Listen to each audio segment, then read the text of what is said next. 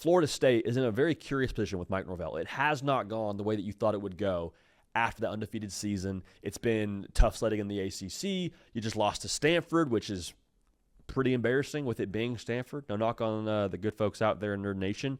But with all the discussion around Mike Norvell potentially getting fired in Tallahassee, Florida State came out and made a statement where they said essentially, hey, listen, we're sticking with Mike Norvell through this season.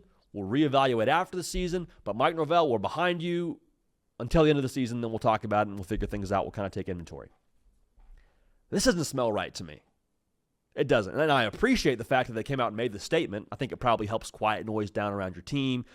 You would hope it makes Mike Norvell feel a little bit more confident that he's not looking over his shoulder every single weekend, which is a good thing when you're trying to coach winning football in a somewhat winnable conference here in the ACC. But here's the deal, man. I'm not buying this.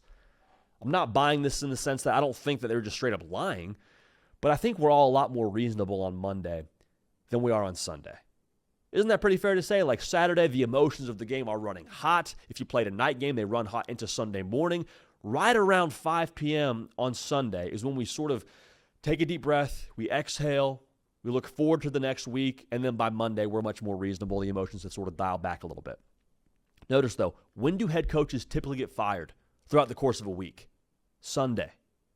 Okay, so I understand. I don't think they're lying here, but I'm just saying now, you can tell me that you're behind Mike Norvell. Do you still feel that way if you lose to Wake Forest after this bye week? I don't think so.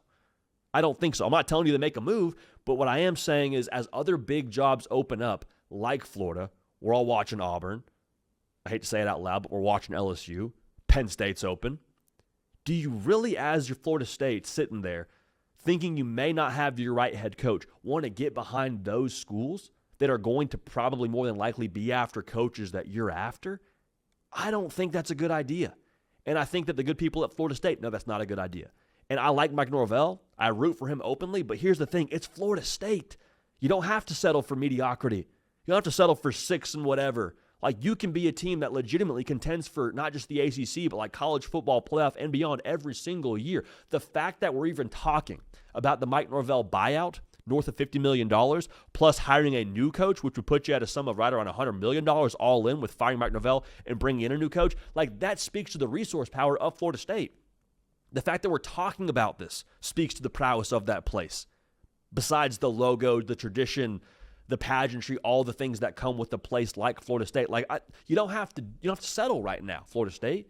And so this isn't me lobbying to fire Mike Norvell, but I think when we look at like the way this equation adds up, if you see things continuing to hurtle down a negative trend, why would you sit through the rest of the season and say, no, we got to see till the end of the year? I appreciate the statement, but I'm not buying this. I'm not buying this is 100% the case here.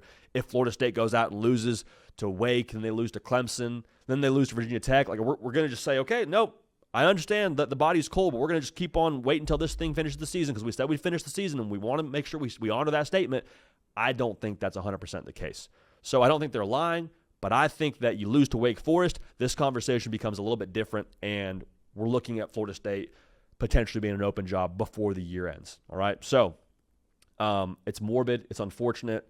Don't root for it, but it's kind of the world we're living in right now in college football. As these jobs open up, other big jobs that will be after your potential candidates here, I don't think you want to risk falling behind the 8 ball, because Florida, they started their search already. Penn State started their search already. Not to mention Arkansas, not to mention Virginia Tech. It is what it is, man. It's unfortunate, but it is where we are right now in college football, and Florida State can and will, I believe, get better one way or another, with Mike Norvell or potentially here without him.